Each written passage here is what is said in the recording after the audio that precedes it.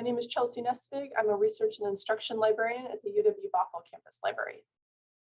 I'm Denise Hattwig, head of digital scholarship. And I'm Deborah Hathaway, a lecturer in the School of Interdisciplinary Arts and Sciences.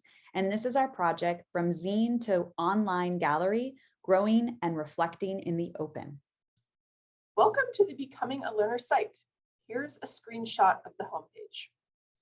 We librarians at the UW Bothell campus library are lucky to be embedded into many classes where students build research skills while working with UW Libraries resources. While BCUS 100 is not part of our core instruction program due to being an elective, I have the opportunity to work with Deborah and her students to both introduce and review basic research skills necessary for academic success. The course asks students to reflect on their personal journeys with themes such as time management, engagement, communication, and mental health. Initially, this involved guiding students through the process of creating a zine and exploring scholarly articles and images that they could use in the zine creation project. When the course went online during the pandemic, Deborah and I realized we needed to shift the zine project to something that would work better in the digital realm. We reached out to Denise to get her input on this shift. This slide shows screenshots of 3 sites, the UW Library's digital scholarship hosting service, UW Bothell Library's Open Student Work Guide, and Ellen Levine's Slots Hub.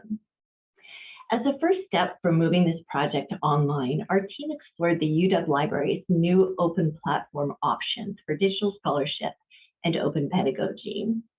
We asked ourselves what could emulate the personal, reflective, and visual qualities of a zine.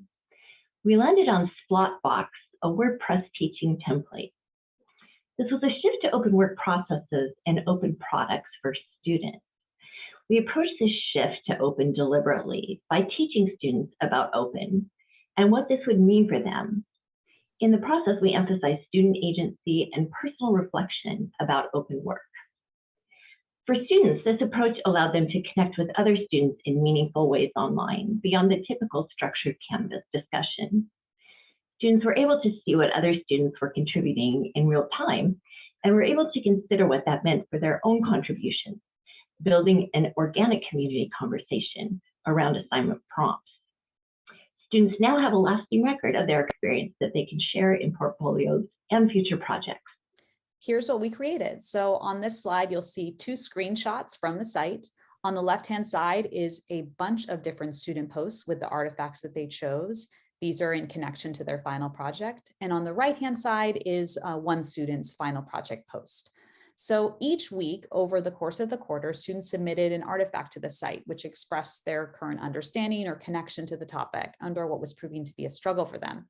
So for example, with a topic like time management, students might use their artifact to show what their struggles were or a resource or experience that was useful to them in their skill development.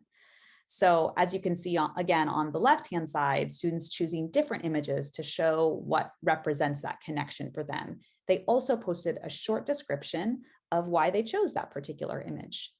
As the quarter went on, we noticed that students began to reflect more deeply in their own posts and also shared in our Zoom synchronous discussions how they viewed other students' posts to gain inspiration for their own writing and artifacts.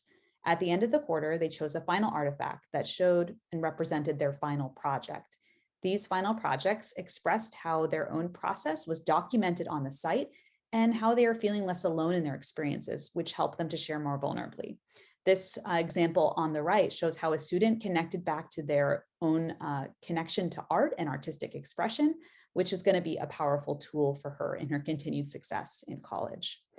So in conclusion, some of the takeaways that we got from this project were that Canvas discussion boards are a valuable resource, but sometimes they lack a visual representation of how a student is experiencing the content, and it can be difficult to scan through each person's unique experiences. This site is a new space and a valuable space for students to explore their peers' approaches to prompts and assignments, and it also gives instructors the opportunity to teach about open work and how to support the development of critical thinking skills in open environments. This next slide is some student reflections that we pulled from the site. So if you'd like to read more of these student reflections, you can go to the learner site to see some of the reflections from the past 2 quarters that we've done the class. Our final slide shows some of the credits and links that will be included in our transcript. We really hope that you find this project inspiring and useful for future classes. Thank you so much for watching.